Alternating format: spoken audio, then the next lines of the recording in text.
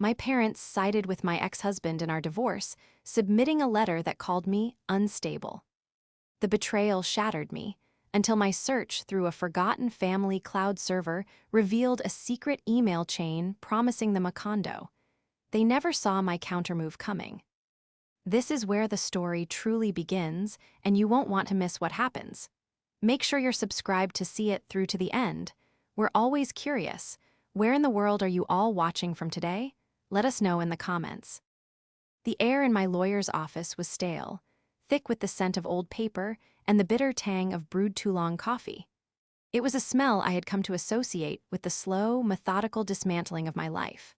For 6 months, this small, beige room had been the arena where my 22-year marriage to Marcus was dissected, catalogued, and ultimately dissolved. I sat stiffly in the leather chair, my hands clasped so tightly in my lap that my knuckles were white mountains on a pale landscape. My lawyer, a kind but unflinchingly direct woman named Ms. Albright, slid a document across the polished mahogany desk. "Clara, I need you to read this," she said, her voice gentle but firm. "It was submitted by Marcus's counsel this morning. It's a character reference." I picked it up, my fingers trembling slightly. I expected a letter from one of Marcus's business partners or a golfing buddy filled with predictable praise about his integrity and steadfast nature. My eyes scanned the first few lines, searching for the signatory at the bottom of the page. And then I saw them. The names felt like a physical blow, knocking the wind from my lungs. Richard and Helen Peterson, my father and my mother. A wave of nausea washed over me. Why would they do this? We hadn't been on the best of terms since the separation. They'd maintained a strained, almost forced neutrality that always seemed to tilt in Marcus's favor. But this was a formal declaration. This was taking a side in the most public and permanent way possible. I forced myself to read the words, each one a small, sharp betrayal. They spoke of Marcus's generosity, his patience, his unwavering support for the family. They painted him as a pillar of strength, a man who had endured so much. Endured what? I thought, my confusion mounting. Endured me.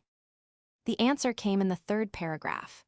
The words swam before my eyes, blurring and sharpening with each frantic beat of my heart.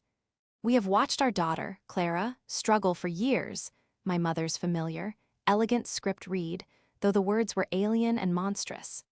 "Her temperament has become increasingly volatile, and we have been concerned by her emotional instability. She is often prone to exaggeration and creating drama where there is none. We worry that her current state of mind is not conducive to making sound judgments." Unstable, the word echoed in the silent room.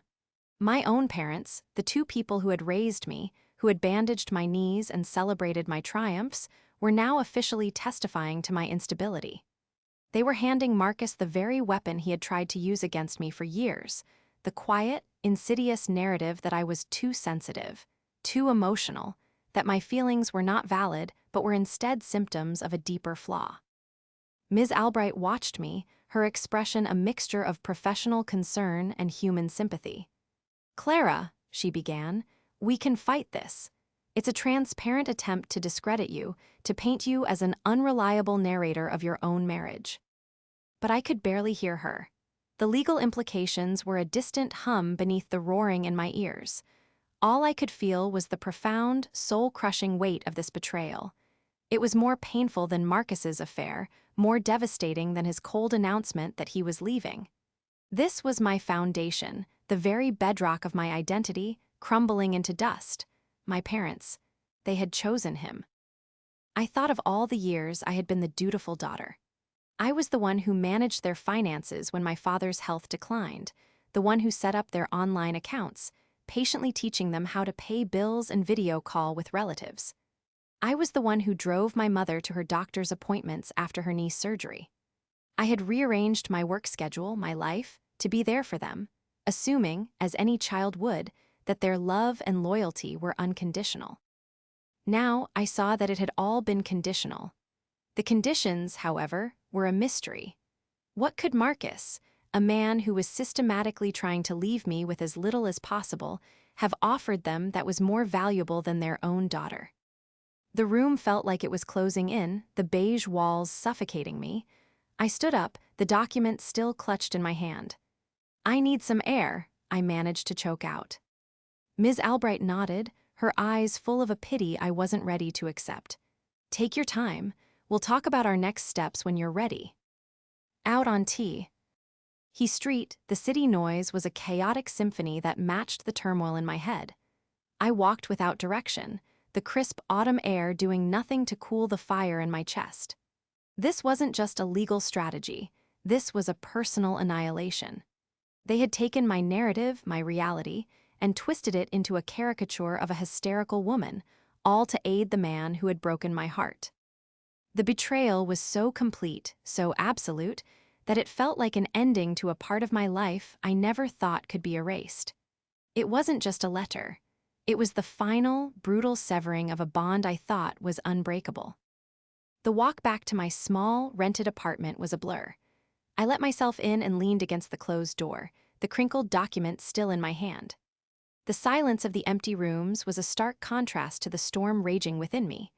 For over 20 years, my home had been a sprawling house filled with the sounds of a family, Marcus's booming laugh, our son's video games, the hum of the dishwasher.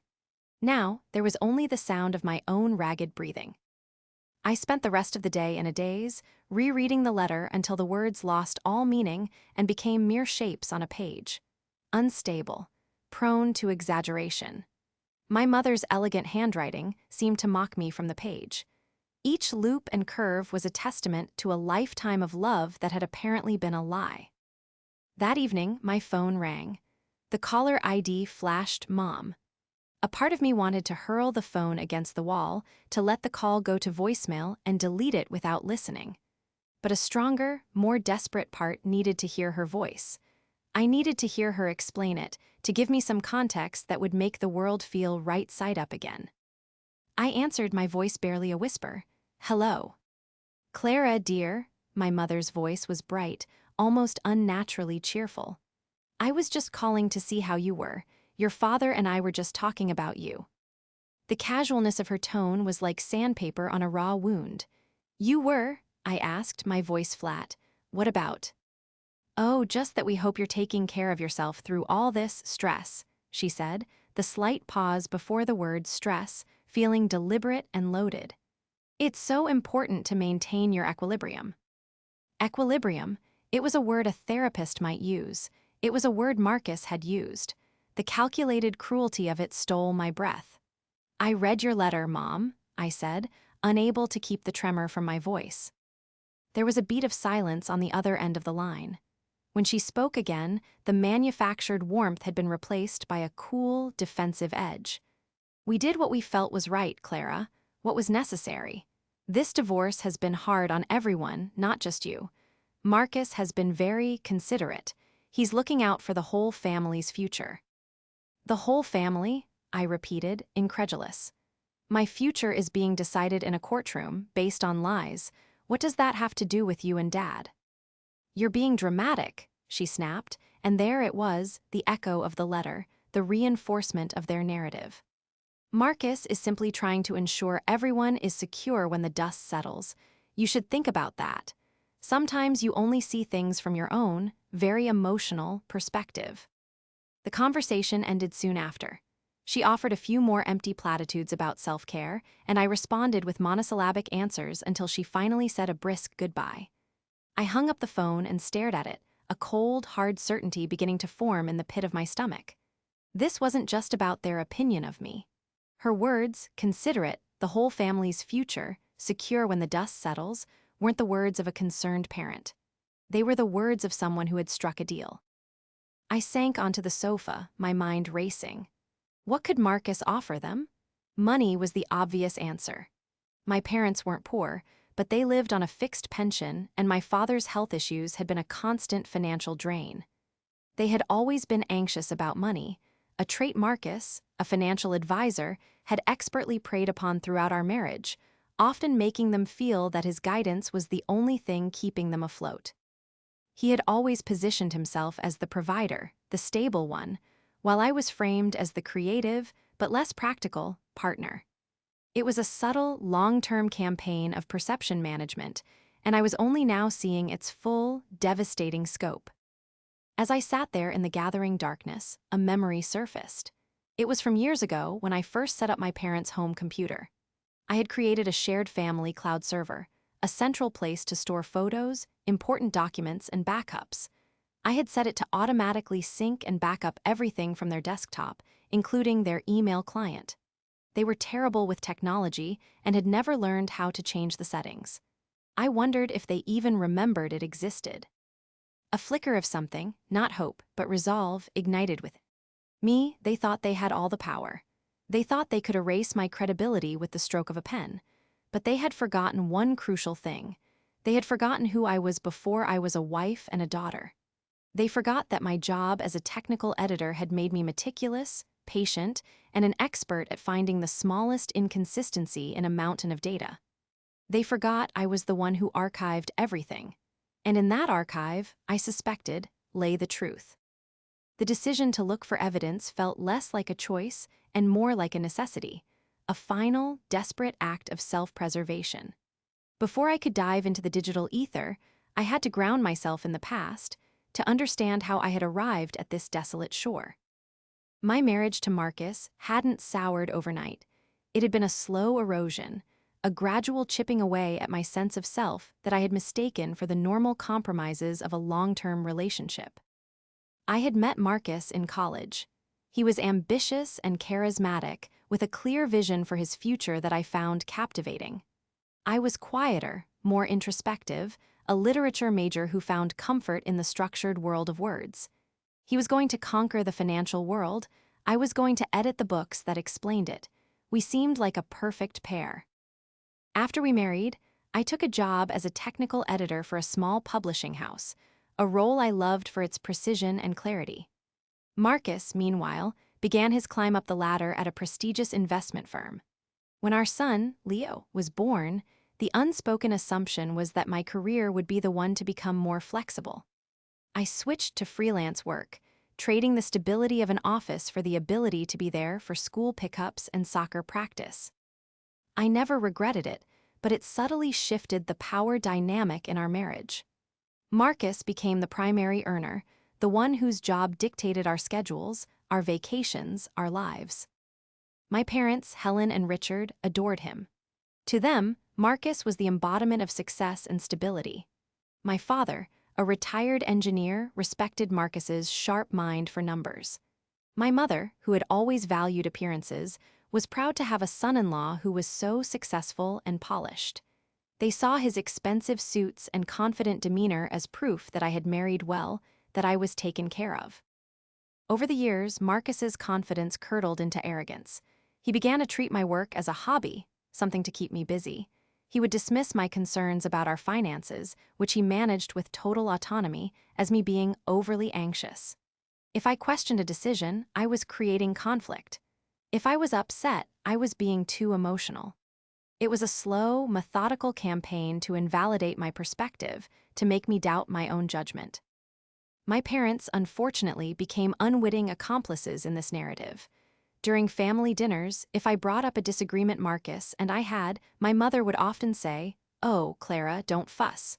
Marcus knows what he's doing." They saw him as the calm, rational center of our family and me as the unpredictable variable. They loved me, I believed, but they trusted him more. Their financial anxiety only made them more susceptible to his influence. After my father was forced into early retirement due to a heart condition, their carefully planned nest egg began to feel precarious. Marcus stepped in, offering to manage their portfolio. He would sit with them at their dining table, spreading out charts and graphs, speaking in a soothing, authoritative tone about market trends and long-term growth. "Don't you worry, Helen," he'd say, patting my mother's hand. "I'll make sure you two are secure for the rest of your lives." He became their savior, and in doing so, he isolated me further. They began to see any conflict between us as a threat to their own financial stability. Looking back, the signs of this ultimate betrayal were all there, scattered like breadcrumbs I had failed to follow. There were the hushed phone calls between Marcus and my father, which would abruptly end when I entered the room. There was the time my mother casually mentioned that Marcus was looking at retirement properties for them in Florida, something I had known nothing about. At the time, I dismissed it as a daydream. Now, it felt like a clue. The antagonist in my story wasn't just Marcus, with his slick charm and manipulative tactics. It was also my parents, with their deep-seated fears and their willingness to believe the convenient narrative he sold them. They weren't evil people, but their weakness, their desperate desire for security, had made them vulnerable. Marcus didn't have to work very hard to turn them. He just had to offer them a better deal than their own daughter could. The letter to the court was the culmination of this long, quiet campaign. It was the moment their loyalty was formally transferred from me to him, signed, sealed, and delivered to be used as a weapon against me. The morning. After the phone call with my mother, something inside me shifted. The fog of grief and shock began to recede, replaced by a cold, clear anger. Her defensive tone, her parroting of Marcus's dismissive language, it was the final confirmation I needed. My parents hadn't simply made a misguided judgment call, they had been complicit. They had made a calculated choice, and I was going to find out why. My clever trap, as I began to think of it, wasn't a trap at all. It was simply a product of my own nature. I was the family's unofficial IT support, the archivist, the one who organized the digital chaos of our lives. Years ago, I had set up the Peterson Family Cloud, a shared server where we could all upload photos and access important documents. For my parents, I had gone a step further, installing an application on their desktop that performed a full system backup to the cloud every night. It was meant as a failsafe, a way to protect their precious photos and financial records in case their old computer crashed. They were not tech-savvy in the slightest. They used the computer for two things: email and browsing for vacation deals. I knew with absolute certainty that they had never touched the backup settings. They probably didn't even remember the cloud server existed, but Marcus knew. He had been there when I set it up.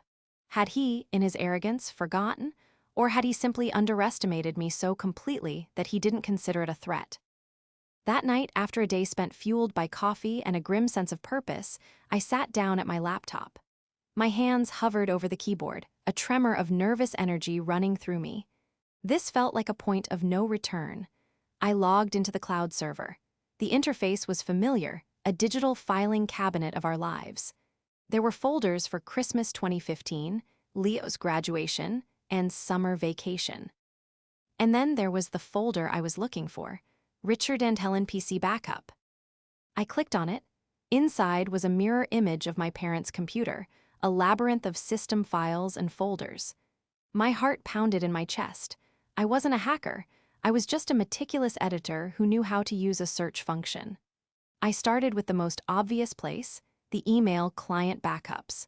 The application had saved their entire email history as individual data files. I opened the search bar and typed in Marcus's name. The results flooded the screen, hundreds of emails spanning over a decade. Most were benign: birthday wishes, links to news articles, plans for holiday dinners. I began to sift through them chronologically, starting from 6 months ago, when Marcus had first announced he was leaving me. For hours, I scrolled, my eyes burning from the screen's glare. The emails were full of his carefully crafted narrative. He wrote to them about his disappointment and sadness over the end of our marriage, always framing himself as the victim of my mood swings and instability. He was subtly poisoning the well, laying the groundwork for the letter they would eventually write. Then, around 3 a.m., I found it. The subject line was innocuous: Florida plans. The email was from Marcus to my father. It was dated 3 months ago, just a week after Marcus had officially filed for divorce. Richard, it began, further to our conversation last week, I've been looking at some properties in the Sarasota area you mentioned. I think it's a wonderful idea for you and Helen to have a place to escape the cold winters. As I said, I want to help make that happen. Once the divorce is finalized and our assets are divided, I plan to gift you a sum to be used as a down payment. Let's think of it as a thank you for all your support over the years, and especially now. My breath caught in my throat. I read it again and then a third time. Here it was in black and white. A gift. A thank you for their support. It was bribery, plain and simple, dressed up in the language of familial affection. My father's reply was sent just 1 hour later. Marcus, Helen, and I are overwhelmed by your generosity. This would be a dream come true for us. You have always been like a son to us. Let us know what you need from our end. We are with you 100%. My hands were shaking as I scrolled down. The email chain continued. In a subsequent message, Marcus became more specific. He mentioned a figure $50,000. He then attached a document, a draft suggestion for their character reference. I clicked on it. It was a template, a horrifying blueprint of the letter that now sat on Ms. Albright's desk. It included the exact phrases: emotionally unstable, prone to exaggeration, not in a sound state of mind. He hadn't just bribed them, he had coached them. He had put the words in their mouths. The anger I felt was so pure, so intense, it burned away any remaining sadness. This was no longer just a family drama of hurt feelings and misplaced loyalties. This was a conspiracy. It was calculated, cynical, and cruel. I selected the entire email chain and the attached draft. I downloaded them, saved them to a new, encrypted folder on my hard drive, and then backed them up to a separate, personal thumb drive. I had them. I had the truth. The question now was what I was going to do with it. For 2 days, I did nothing. The knowledge of the emails sat like a heavy stone in my gut. It was one thing to have the proof. It was another thing entirely to use it. Using it meant accepting that the family I knew was gone forever. It meant confronting my own parents with their venality and betrayal. But the alternative, to let them and Marcus get away with it, to allow their lies to define me in a court of law, was unthinkable. I decided my first move wouldn't be a grand, legal strike. It needed to be smaller, more personal. I needed to see my mother's face when she realized I knew. I needed to witness the collapse of their carefully constructed deception with my own eyes. I called her on a Saturday morning. "Hi, Mom," I said, my voice practiced and calm. "I was clearing out some old boxes and found a bunch of your photo albums from when I was a kid. I'd love to drop them off. Are you and Dad home this afternoon?" Her hesitation was almost imperceptible. "Oh, well, yes, dear, that would be lovely. What time were you thinking?" We settled on 2 p.m. I spent the morning preparing, not legally, but emotionally. I dressed in a simple pair of jeans and a sweater, wanting to look as unassuming as possible. I was not there to yell or to cry. I was there to deliver a single, devastating piece of information. When I arrived, my father was conveniently absent, supposedly running an errand. My mother, Helen, led me into the living room. The house was immaculate, as always. On the mantelpiece sat a framed photo of our family from years ago, me, Marcus, Leo, and my parents, all smiling for the camera on a long-ago vacation. The sight of it sent a pang through my chest. "Would you like some tea?" she asked, her movements stiff and guarded. "No, thank you. I can't stay long," I replied, placing the box of photo albums on the coffee table. We engaged in a few minutes of excruciatingly banal small talk, the weather, a neighbor's new car. The air was thick with unspoken words. Finally, I took a deep breath. "I was just thinking," I began, my tone conversational. "It's good that you and Dad are planning for the future. You've always talked about wanting to move somewhere warmer." Her eyes flickered with a brief, unguarded panic before her polite mask slipped back into place. "Well, one can dream, can't they?" she said with a tight little laugh. I leaned forward slightly, my gaze steady. "I think it's more than a dream, isn't it? I have to say, Sarasota is a beautiful area. How is the condo search in Sarasota going?" The effect of my words was immediate and catastrophic. The color drained from my mother's face, leaving her skin looking papery and thin. The teacup in her hand rattled against its saucer. She stared at me, her mouth opening and closing silently, like a fish gasping for air. I don't know what you're talking about," she finally stammered, her voice a high, reedy whisper. Don't you? I asked softly, letting the question hang in the air between us. Marcus seems to think it's a wonderful idea. He's being so generous, isn't he? Helping you with the down payment. Her composure shattered. Her face, which a moment ago had been a carefully controlled mask of maternal concern, crumpled into a snarl of defensive anger. Marcus is a good man, she hissed, her voice trembling with a mixture of fear and fury. He has been nothing but kind to us. He understands what it means to take care of family. You've always been so selfish, only ever thinking of yourself. The accusations were so wild, so disconnected from reality, that they didn't even hurt. They were just noise, a desperate attempt to distract from the truth I had so clearly exposed. Her lashing out was the confirmation I needed. It was the frantic thrashing of someone caught in a trap. He was just being kind, she continued, her words tumbling over each other. He mentioned it in passing, a gift. It had nothing to do with anything else. You're twisting things, you're being unstable. She threw the word at me like a stone, the very word from the letter, hoping it would wound me, silence me. But it had lost its power. I knew the truth behind it now. It wasn't a diagnosis, it was a line in a script. A script written by Marcus and paid for with the promise of a condo. I stood up calmly. I see, I said, my voice even. Well, I just wanted to drop off the albums. I turned and walked to the door, leaving her sputtering in the silent living room. I didn't look back. I didn't need to. I had seen her face. I had heard the panic in her voice. I had confirmed everything. The first crack in their conspiracy had appeared, and I knew it was only a matter of time before the whole rot.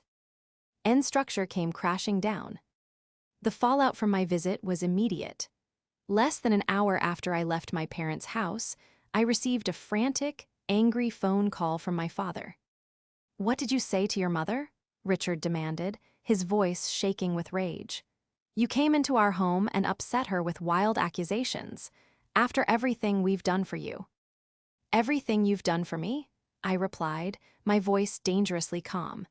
"Does that include perjuring yourselves for a down payment on a condo?"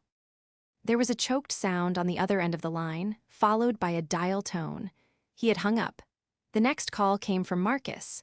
His tone was not angry, but cold and menacing. "I don't know what game you think you're playing, Clara," he said, "but I suggest you stop. You're upsetting your parents. You're making things much more difficult for yourself." "Am I?" I asked coolly.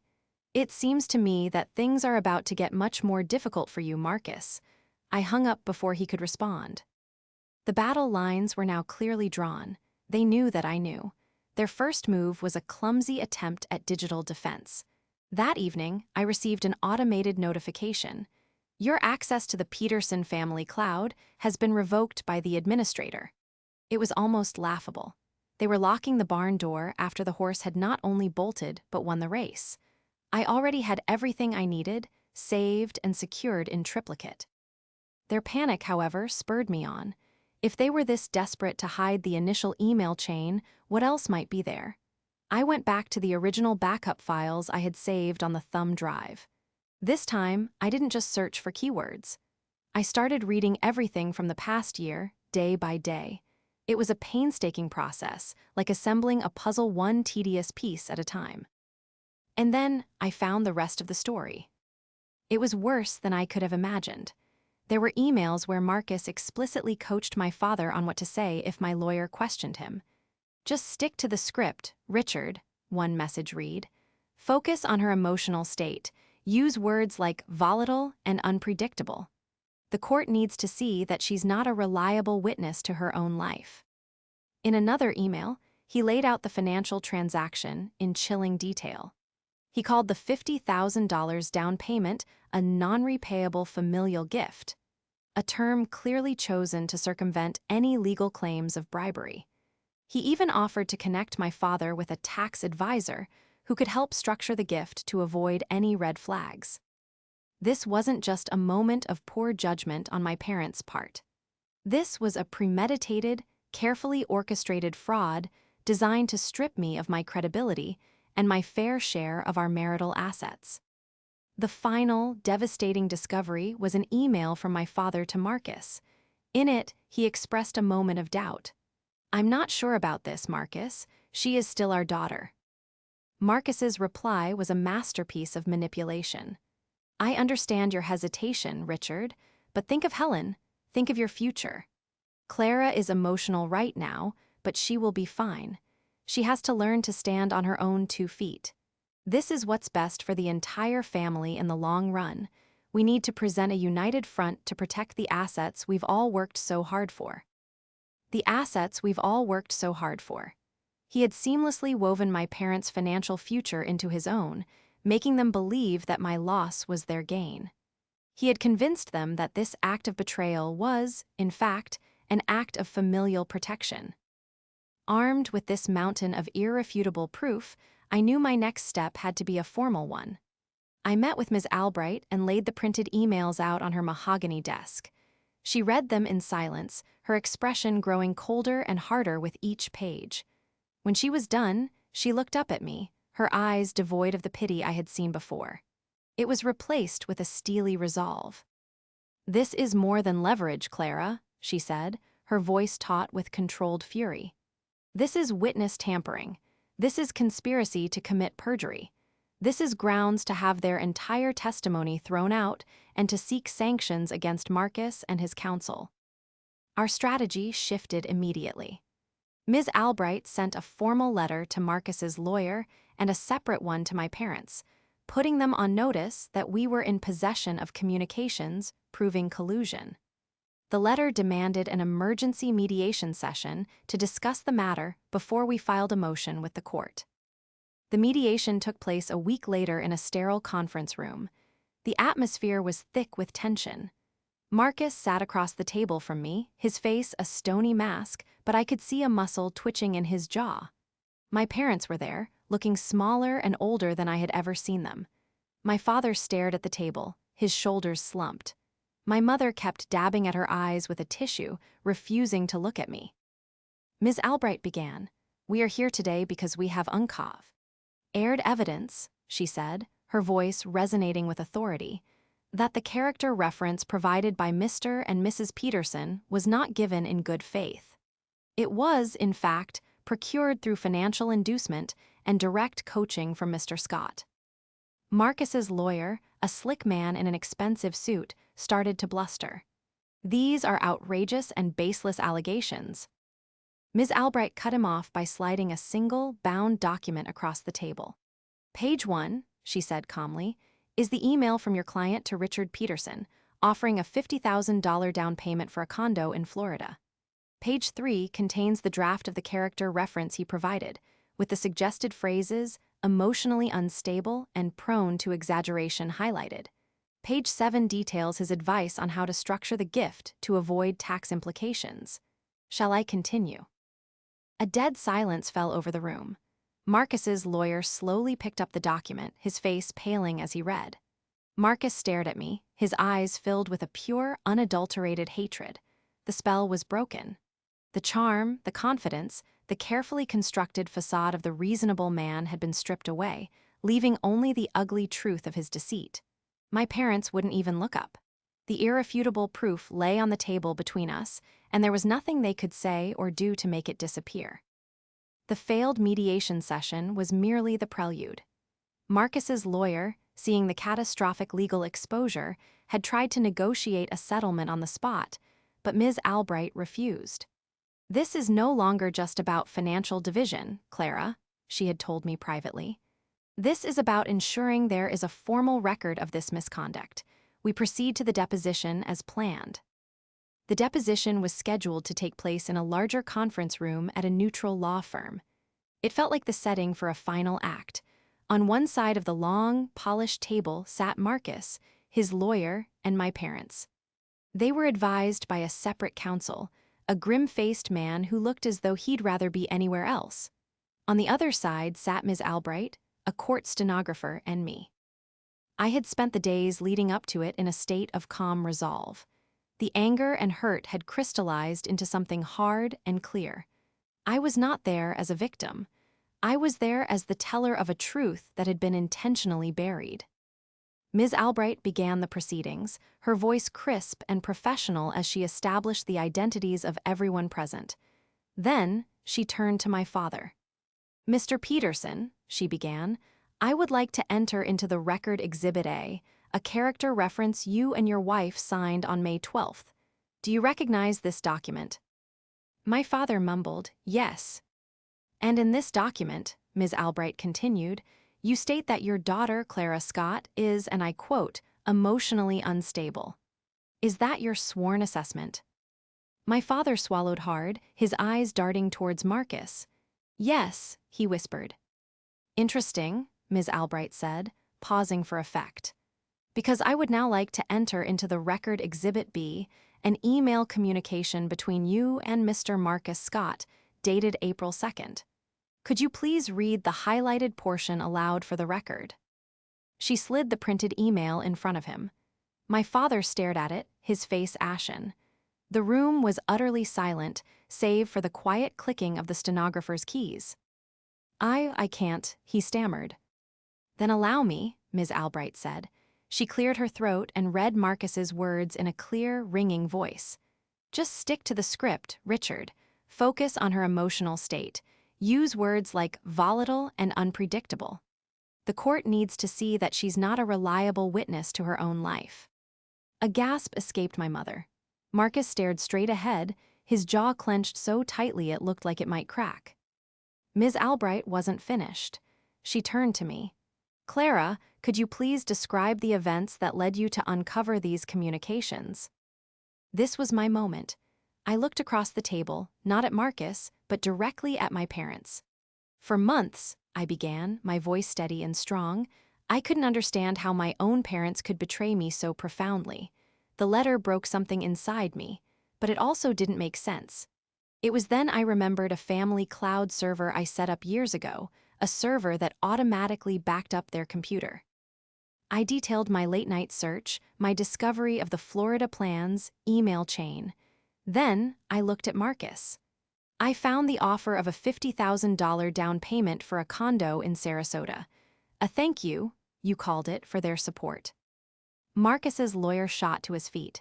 "Objection, this is a gross mischaracterization." "Then let's be precise," Ms. Albright interjected, sliding another document across the table. "Exhibit C, an email from Marcus Scott to Richard Peterson, in which the $50,000 sum is explicitly mentioned as a gift to be conveyed after the finalizati. On of the divorce proceedings. A gift for what, Mr. Scott? Their loving testimony." The systematic, methodical exposure of their lies was devastating. With each exhibit Ms. Albright presented, another layer of their deception was peeled away for the official record. The coaching, the financial inducement, the conspiracy, it was all there, undeniable and damning. The final, triumphant moment was not loud or explosive. It was quiet. Ms. Albright turned to Marcus. "Mr. Scott, given the evidence of witness tampering and conspiracy to commit perjury, we are prepared to file a motion for sanctions and refer this matter to the State Bar Association for professional misconduct. However, we are also prepared to settle this divorce today. Here are our terms." She slid a final document across the table. It outlined a settlement that gave me 70% of our marital assets, including the house, and full ownership of my own retirement accounts, which Marcus had been trying to claim a stake in. Marcus's lawyer read the terms and whispered furiously to his client. Marcus's face was a thunderous mask of impotent rage. He had been so certain of his victory, so sure of his own cleverness. To be so thoroughly outmaneuvered and exposed by the wife he had dismissed as unstable was a humiliation he couldn't bear. He looked at me, his eyes burning with hate. His lawyer, however, saw the legal abyss opening up before them. He silenced Marcus with a hand on his arm and turned to Ms. Albright. "We need a moment to confer." They left the room. My parents remained, frozen in their chairs. My mother was openly weeping now, her shoulders shaking. My father just stared at his hands. In that moment, I felt a strange, hollow pity for them. They had traded their daughter for a dream, and now they had lost both. The silence in the room was their judgment, a heavy, suffocating verdict on the price of their loyalty. When Marcus and his lawyer returned to the conference room, the fight was gone from their eyes. The swaggering confidence Marcus had worn like a second skin his entire life had vanished, replaced by the grim pallor of defeat. His lawyer spoke in a clipped, formal tone, conceding to every one of our demands. The divorce was settled. The war was over. The aftermath was swift and decisive.